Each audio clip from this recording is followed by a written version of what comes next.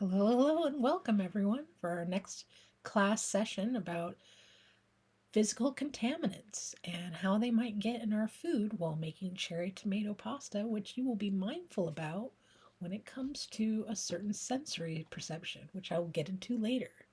We're going to start off with some basil.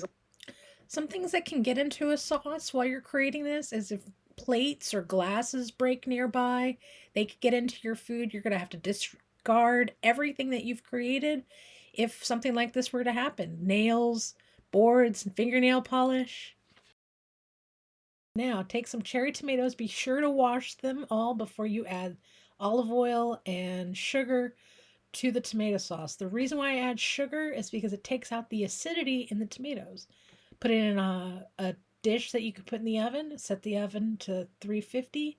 Let it cook for 35 minutes. And then once it's done, take it out. Put it in a blender with the basil that you cut up earlier and some salt. And that's it. You're done.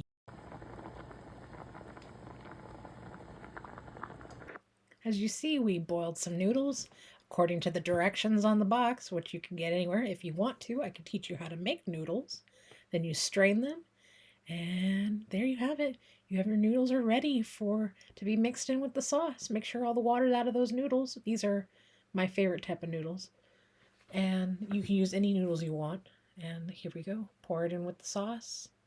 And you are done. You have created made your own tomato sauce from scratch in a matter of 35 minutes. This time, you are going to mindfully write about what you heard while you were creating this and write about it in your journal this time for this week's lesson. Enjoy!